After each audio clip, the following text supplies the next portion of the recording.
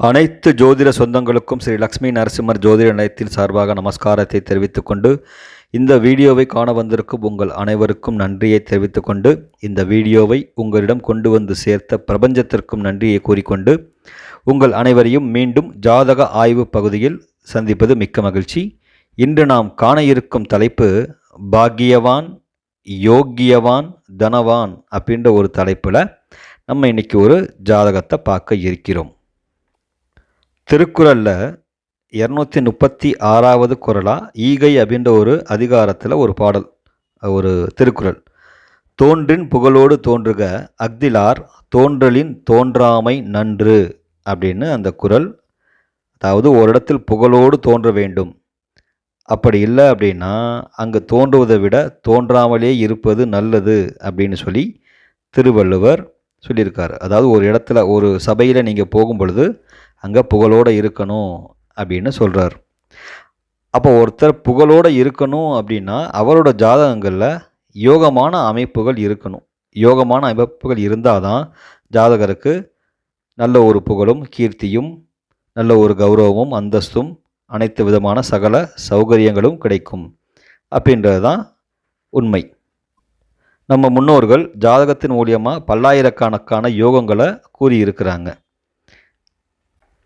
அதில் இருந்து ஒரு யோகமான ஒரு யோகம் எப்படி இருக்கும் அப்படின்றத சுகர் ஞாடி அப்படின்ற ஒரு பழம்பெரும் மூல நூலில் இருந்து ஒரு பாடலை பார்ப்போம். அதுக்கு உண்டான ஜாதக ஆய்வையும் நம்ம இங்கே பார்க்க போகிறோம். நம்ம பார்க்க போகிறது ஒரு ஆணுடைய ஜாதகம்.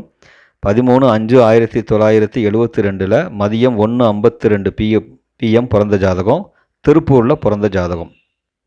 இந்த ஜாதகத்தை தான் நம்ம பார்க்க போகிறோம். முதல்ல அந்த மூல நூல் சொல்லுகின்ற பாடலை பார்த்து விடுவோம். சுகர் நாடியில் அந்த பாடல் இடம்பெற்றிருக்கிறது. பாடல்: பாக்கியத்தில் இருந்து நிதி சுகவான் மூவர் பழுமறையோன் கருணை பற்று பழிப்பாராகீர் பாக்கியத்தில் சிறந்த ஜாதகன் என்றதோ பரிதி புதனோடு கூடி தரும வீட்டில் ஆக்கமுற விரு குருவில் ஒருவர் பார்வை அடைந்து நிற்க கிடைத்த ஜாதகன எம்மா யோகியவான் கணதனவான் மந்திரயுக யோகம் என மா கவிஞர் உரைப்பார் மன்னோ அப்படின்றது அந்த பாடல். இந்த பாடல் சுகர் நாடி அப்படின்ற புத்தகத்தில் 507வது பாடலாக இந்த பாடல் வருகிறது. இந்த பாடலின் கருத்து பார்த்திங்கன்னா, பாக்கியத்தில் இருந்து நிதி சுகவான் மூவர் அப்படின்னு சொல்கிறார். அப்போ பாக்கியத்தில் இருந்து அப்படின்றப்போ பாக்கியாதிபதி, நிதி அப்படின்னு சொல்லும் பொழுது தனாதிபதி 2ஆம் அதிபதி, சுகவான் அப்படின்றவர் 4ஆம் அதிபதி. இவங்க 3 பேரும் ஒரு ஜாதகத்தில் சேர்ந்து இருக்கணும். அப்படி சேர்ந்து இருக்கும் அவர்களை குரு பகவான் பார்க்க வேண்டும். பழுமறையோன் கருணை பற்று அப்படின்னு சொல்லும்போது பழுமறையான் அப்படின்றப்போ குருவை தான் இங்கே சொல்கிறாங்க. குரு பகவான் இவங்களை பார்க்கணும். அப்படி பார்த்துட்டா அவங்க பாக்கியத்தில் சிறந்த ஜாதகன் அவர்கள் அப்படின்னு சொல்கிறாரு. அடுத்ததாக என்ன சொல்கிறாங்க? பரிதி புதனோடு கூடி தர்ம வீட்டில், பரிதின்றது சூரியன், சூரியனும் புதனும் கூடி தர்ம வீடு அப்படின்றது 9ஆம் இடம். 9ஆம் இடத்துல சூரியனும் புதனும் கூடி இருந்துட்டா ஆக்கமுற விரு குருவில், அதாவது 2 குருக்கள், அசுபகுரு தேவகுரு, இந்த 2 குருகளில் ஏதாச்சும் ஒரு குரு பார்க்கணும். அப்படி அந்த 9ஆம் இடத்துல இருக்கிற சூரியனையும் புதனையும் குருவோ சுக்கிரனோ பார்க்கணும். சுக்கிரன் அப்படின்றது பார்க்குறதுக்கு உண்டான வாய்ப்புகள் இல்லை. ஏன் அப்படின்னா சுக்கிரனுக்கு 7ஆம் பார்வை தான் இருக்குது. சூரியன் புதன் சுக்கிரன் முக்கூட்டு கிரகங்கள் அப்படின்றதால பார்க்குறதுக்கு வாய்ப்பு இல்லை. அப்போ குருவை தான் நம்ம இங்கே எடுத்துக்க வேண்டியது இருக்குது. அப்படி சூரியனும் புதனும் கூடி 9ஆம் இடத்துல இருந்து அதில் ஒருத்தர் ஆட்சியோ உச்சமோ பெற்று இருந்து அவங்கள குரு பார்த்துட்டாங்க அப்படின்னா அந்த ஜாதகர் எப்படி இருப்பாருங்களா? யோக்கியவனாக இருப்பார். கணதனவான், நல்ல ஒரு செல்வ செழிப்புடன் அவர் இருப்பார். மேலும் மந்திரயுக யோகம் என மந்திரயுக யோகம் அப்படின்னு ஒரு யோகம் இருக்குது. அந்த யோகம் இவருக்கு இருக்குது அப்படின்னு சொல்லிட்டு மிகப்பெரிய கவிஞர்கள்லாம் உரைப்பார்கள் அப்படின்றது தான் இந்த பாடத்துடைய விளக்கம். இப்போ நம்ம இந்த பார்த்த ஜாதகத்தை பார்ப்போம். 13/5/1972 மதியம் 1:52 PM திருப்பூரில் பிறந்த ஜாதகர்.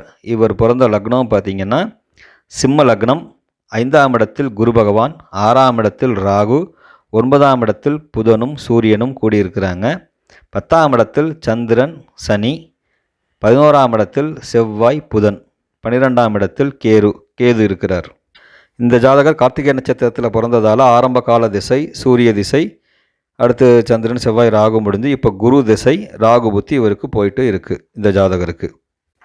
இப்போ இந்த முதல் ரூல் என்ன சொல்லியிருக்காங்க, பாக்கியத்தில் இருந்து நிதி சுகவான் மூவர், அதாவது 9ஆம் அதிபதி 2ஆம் அதிபதி 4ஆம் அதிபதி தொடர்பு பெற்று குரு பார்க்கணும். இங்கே பார்த்தீங்கன்னா சிம்ம லக்னத்திற்கு 2ஆம் அதிபதி புத பகவான் 9ஆம் இடத்துல இருக்கிறார்.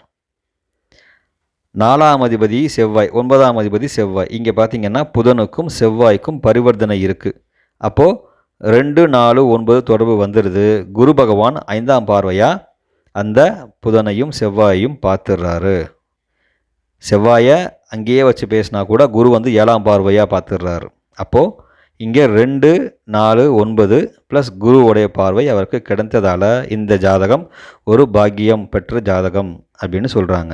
அடுத்து இன்னொன்று சொல்லப்பட்ட விதி, பரிதியும் புதனோடு கூடி தர்ம வீட்டில், சூரியனும் புதனும் கூடி தர்ம வீடாகிய 9ஆம் வீட்டில் இருக்கிறாங்க. அதில் சூரிய பகவான் உச்சமாக இருக்கிறார். அப்படி உச்சமாக இருக்கிற சூரிய பகவானை குரு பகவான் பார்த்துறார். இரு குருவில் ஒரு குருவர் பார்க்கணும். அப்போ குரு பகவான் அங்கே பார்த்து விடுகிறார். அப்போ இந்த பாடல் சொல்லியபடி பார்த்தோம் அப்படின்னா இந்த ஜாதகம் நல்ல ஒரு பாக்கியங்களை அனுபவிப்பதற்கும் நல்ல ஒரு செல்வ செழிப்போடு வாழ்வதற்கும் யோகமாக ஒரு அமைப்பில் வாழ்வதற்குண்டான கொடுப்பினையோடு வந்து இறங்கியிருக்கு அப்படின்றது தான் இந்த பாடல் மூலமாக நம்ம தெரிந்து கொள்ளக்கூடிய விதி. இது மட்டும் போதுமா அப்படின்னா, பொதுவாகவே ஒரு ஜாதகத்தில் 1, 5, 9 அதிபதிகள் தொடர்பு பெற்றாலே அவங்க நல்ல ஒரு நோட்டபுள் பர்சனாக வந்துடுவாங்க, ஒரு விஐபி அப்படின்ற ஒரு ஸ்தானத்துக்கு வந்துடுவாங்க. இங்கே பார்த்தீங்கன்னா லக்னாதிபதி 9ஆம் இடத்துல உச்சமாக இருக்கிறாரு, 5ஆம் அதிபதி ஆட்சி பெற்று இருக்கிறாரு, 5ஆம் அதிபதி லக்னாதிபதியையும் பார்த்து 9ஆம் அதிபதியையும் பார்த்துடுறாரு. 1, 5, 9 தொடர்பு இந்த ஜாதகருக்கு இருக்குது. அதே மாதிரி ஒரு ஜாதகத்தில் 2, 9, 11 இந்த தொடர்பு வந்துருச்சு அப்படின்னாலே அந்த ஜாதகர் நல்ல ஒரு கோடீஸ்வர அந்தஸ்தை பெற்று விடுவார். இங்கே பார்த்தீங்கன்னா 2க்கும் 11க்கும் அதிபதியாகிய புத பகவான் 9ஆம் இடத்துல இருக்கிறாரு. 9ஆம் அதிபதியோட பரிவர்த்தனையாக இருக்கிறாரு. அப்படி இவங்க பரிவர்த்தனை ஆகும் பொழுது 10ஆம் அதிபதியோட சுக்கிரனோட தொடர்பு உங்களுக்கு கிடச்சிருது. அப்போ 2, 9, 10, 11 கூடவே லக்னாதிபதியும் அங்கே இருக்கிறார். இப்படி இருந்துட்டால் அவங்க எந்த தொழில் செஞ்சாலும் அவங்க நல்லபடியாக ஜெயிச்சு வந்துடுவாங்க. அதே மாதிரி 9, 11 இந்த பரிவர்த்தனை வந்துட்டு நல்ல ஒரு அருமையான ஒரு பரிவர்த்தனை, சுப பரிவர்த்தனையாக நம்ம இங்கே எடுத்துக்கலாம். கிரக ரீதியாக சில தொந்தரவுகள் இருந்தாலும் பாவாதிபதியாக நம்ம கணக்கிடும் பொழுது 9, 11 அப்படின்ற பரிவர்த்தனை ஒரு நல்ல ஒரு சுப பரிவர்த்தனையாகவே நம்ம எடுத்துக்கொள்ள வேண்டும். மேற்கொண்டு 2 பேரையும் குருவும் பார்த்து விடுகிறார். இதை ஏன் எங்கே சொல்கிறேன்னா, போன பதிவில் வந்துட்டு ஒரு நண்பர் வந்துட்டு ஒரு கேள்வி கேட்டிருந்தாங்க. செவ்வாய் வீட்டில் புதன் இருந்து செவ்வாய் தொடர்பு ஏற்பட்டுச்சு அப்படின்னா சில சிக்கல்களை சந்திப்பார்கள் அப்படின்னு சொல்லியிருந்தீங்க. பரிவர்த்தனைக்கு இது பொருந்துமா அப்படின்னு அவர் கேட்டிருந்தார். இங்கே பார்த்தீங்கன்னா புதனும் செவ்வாயும் பரிவர்த்தனையாக தான் இருக்கிறாங்க. ஆனால் இருவருக்கும் குரு பார்வை இருக்குது. இரண்டுமே சுப ஆதிபத்தியம் பெற்ற ஒரு பரிவர்த்தனையாக இருக்கிறது. முக்கியமாக அவங்களுக்கு அந்த தசா வரணும். இங்கே பார்த்தீங்க அப்படின்னா இவருக்கு செவ்வாய் திசை பார்த்தீங்கன்னா 20 வயசுலேயே இவருக்கு முடிஞ்சிருச்சு, 20, 21 வயசுலேயே முடிஞ்சிருச்சு. அடுத்து புதன் திசை வர்றதுக்குள்ளே ஒரு ஸ்பேன் இவருக்கு நல்லபடியாக முடிஞ்சிடும். அதனால் வந்துட்டு அந்த குறிப்பிட்ட ஒரு பர்சன் ஏர்னிங் கெப்பாசிட்டியில் இருக்கும் பொழுது அந்த தசா புத்திகள் வந்துச்சு அப்படின்னா தான் ரொம்ப நம்ம யோசிக்கணும். இவருக்கு பார்த்திங்கன்னா 20 வயசில் படிச்சுட்டு தான் இருந்திருப்பார். இவர் எந்த இடத்துலையும் போயிட்டு பெரிய இன்வெஸ்ட்மெண்ட் பண்ணுறதுக்கு உண்டான வாய்ப்புகள் ரொம்ப கம்மியாக இருக்கும். ஆக அந்த விதியை நம்ம இங்கே வந்து பார்க்குறதுக்கு அது பொருந்தி வராது.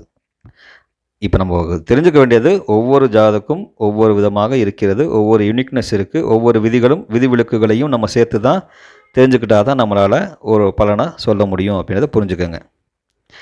அடுத்த விதி பார்த்திங்கன்னா, பொதுவாகவே ஜென்ம நட்சத்திரம் அதுக்கு சாரம் கொடுத்த நாதன் ஆட்சி உச்சமாக இருந்துட்டாலே அந்த ஜாதகர் நல்ல ஒரு சம்பத்தை அவர் அடைவார். இங்கே பார்த்தீங்கன்னா சந்திரனுக்கு சாரம் கொடுத்தவர் சூரிய பகவான், அவர் உச்சமாக இருக்கிறார். அப்போது உங்கள் நட்சத்திராதிபதி யாரோ அந்த நட்சத்திராதிபதி ஆட்சி உச்சம் பெற்றுட்டாலே நல்லபடியாக இருக்கும். அது இல்லாமல் சந்திரன் எங்கே நிற்கிறாரோ அதுக்கு 12ஆம் இடத்துல ஒரு கிரகம் ஆட்சியோ உச்சமோ பெற்று இருந்தாலும் ரொம்ப ஒரு சிறப்பான ஒரு அமைப்பாகவே இருக்கும். இவருக்கு முதல்லே பார்த்தீங்கன்னா சூரியன் இவர் பிறக்கும் பொழுதே உச்சமான ஒரு திசை, அடுத்து சந்திர திசை 10 வருஷம், அதுவும் உச்சம். செவ்வாய் அடுத்து பரிவர்த்தனைக்கு பின் ஆட்சி பெறுகிறார். அடுத்ததாக நடந்த ராகு திசையும் பார்த்தீங்க அப்படின்னா 6ஆம் இடத்துல ராகு இருக்கிறாரு. ஒரு நல்ல ஒரு ராகு அது. 6ஆம் இடத்துல ராகு இருந்து திசை நடத்தினா நல்லது. அதுவும் அந்த ராகுக்கு வீடு கொடுத்த சனி பகவான் சந்திரனோட சேர்ந்து நல்லபடியாக இருக்கிறார். அரவுக்கு வீடு கொடுத்தவன் அம்புலுக்கு கேந்திரத்தில் இருக்கணும் அப்படின்ற விதிப்படி அந்த ராகு திசையும் சிறப்பாக இருக்குது. இப்போ நடக்கிற இந்த குரு திசையும் இவருக்கு நல்லபடியாக தான் இருக்குது. இவர் பார்த்தீங்க அப்படின்னா டெக்ஸ்டைல்ஸ் பிஸ்னஸ் நல்லபடியாக அங்கே பண்ணிகிட்டு இருக்கிறார். பொதுவாக 10ஆம் அதிபதி பார்த்தீங்கன்னா சுக்கிரன், அவர் ஆடையை குறிக்கிறவர். அவர் போயிட்டு லாபஸ்தானத்தில் 11ஆம் இடத்துல இருக்கிறாரு. கூடவே செவ்வாய் இருக்கிறாரு. செவ்வாய்னாலே மிஷினரிஸு, உற்பத்தி. இங்கே செவ்வாயும் புதனும் இருக்கிறதால புதனா கான்ட்ராக்ட் பேஸில் பண்ணுறது. அது பார்த்திங்கன்னா காலபுருஷனுக்கு 3ஆம் இடமாகவே இருக்குது. அதனால் இங்கேருந்து நிறைய எக்ஸ்போர்ட்ஸ் நிறைய பண்ணுறாரு. கம்யூனிகேஷன் வழியாக நிறைய எக்ஸ்போர்ட்ஸ் இவர் பண்ணிகிட்ருக்கிறாரு. இது முதல்ல இவங்களோட அப்பா தான் பண்ணிகிட்டு இருந்தார். அப்புறம் இவர் வந்ததுக்கப்புறம் அது நல்லா உலகம் பூரா அந்த இதை கொண்டு போயிருக்கிறார். ஏன்னா பொதுவாக 6ஆம் அதிபதி 10ல் அமர்ந்தாலே பார்த்திங்கன்னா தந்தையோடைய தொழில் ஜாதகருக்கு வரும் அப்படின்றது தெரிஞ்சுக்கணும். ஜாதகர் நல்ல ஒரு கல்வியாளர். 2ஆம் அதிபதி பார்த்திங்கன்னா உங்களுக்கு பாக்கியஸ்தானத்தில் இருக்கிறார். 11ஆம் 2-11க்கு அதிபதி புதன் வந்துட்டு பாக்கியஸ்தானத்தில் இருக்கிறாரு. நவாம்சத்தில் வரும்பொழுது அவர் ஆட்சி பெற்றுகிறார். அதனால் நல்லபடியாக அவருடைய கல்வித்தரமும் நல்லபடியாக இருக்குது. அதே மாதிரி பார்த்திங்கன்னா 12ஆம் அதிபதி 10ல் இருந்தால் வெளிநாட்டு வியாபாரம் உங்களுக்கு வரும். இன்னொரு முக்கியமான விதி பார்த்திங்கன்னா லக்னம் நிற்பது பூரம் 3ஆம் பாதத்தில் நிற்கிது. லக்னாதிபதி நிற்கிறது கார்த்திகை 1ஆம் பாதத்தில் நிற்கிது. அதாவது இரண்டுமே புஷ்கர நவாம்ச பாதமாக இருக்குது. லக்னாதிபதியும் புஷ்கர நவாம்சம், லக்ன சாரமும் புஷ்கர நவாம்சம் இப்படி இருப்பதும் ஒரு சிறப்பான ஒரு அமைப்பை கொடுக்குது. இவருக்கு பூர்வ புண்ணியம் ரொம்ப சிறப்பாக இருக்குது. ஏன்னா லக்னத்திற்கு 5ஆம் அதிபதி குரு பார்த்திங்கன்னா ஆட்சி பெற்று ராசிக்கு 5ஆம் அதிபதியாகிய புதனை பார்த்துடுறாங்க. இவங்க 2 பேருமே திரிகோணத்தில் இருக்கிறாங்க. லக்னத்துக்கும் திரிகோணமாக இருக்கிறாங்க. தங்களுக்குள்ளும் திரிகோணமாக இருந்து ஒருத்தர் ஆட்சியாக இருக்கிறது அவருக்கு பூர்வ புண்ணியம்படி நல்லபடியாக அவருக்கு கிடச்சிருக்கு. அதே மாதிரி ஒரு நல்ல சொத்து பத்திரம் நிறைய இருக்குது. ஏன்னா 4-9க்கு அதிபதி செவ்வாய் பலம் பெற்று 2-11 அதிபதியோட தொடர்பில் இருந்ததால் கூடவே தனகாரகன் குருவும் பார்த்துட்டதால பூமியால் ஒரு நல்ல ஒரு யோகத்தை இவர் அடைகிறார். இன்னொரு விதி பார்த்திங்க அப்படின்னா காலபுருஷ லக்னத்தின் 10ஆம் அதிபதி ஜனன ஜாதகத்தின் 10ஆம் இடத்துல இருக்கிறதும் ஒரு சிறப்பான ஒரு அமைப்பாகவே எடுத்துக்கலாம். காலபுருஷனுக்கு 10ஆம் அதிபதி சனி பகவான் இந்த லக்னத்திற்கு 10ஆம் இடத்துல இருக்கிறது ஒரு நல்ல ஒரு அமைப்பவே கொடுக்கிறது. ஆக எப்படி பார்த்தாலும் இந்த ஜாதகர் நல்ல ஒரு அமைப்பில் இருக்கார் அப்படின்றத நம்ம பல சூட்சம விதிகளை இங்கே தெரிந்து கொண்டிருக்கிறோம். இதுபோல் நம்ம இன்னும் நிறைய ஜாதக ஆய்வுகளை இங்கு செய்து கொண்டு இருக்கிறோம் அப்படின்றத தெரிவித்துக்கொண்டு, அதனால் இதுவரை யாராவது சப்ஸ்கிரைப் பண்ணாதவர்கள் இருந்தீங்கன்னா சப்ஸ்கிரைப் பண்ணுமாறு உங்கள் அனைவரையும் கேட்டுக்கொண்டு வாய்ப்படுவதற்கு நன்றி கூறி விடைபெறுகிறேன். நன்றி, வணக்கம், வாழ்க வையகம், வாழ்க வளம்.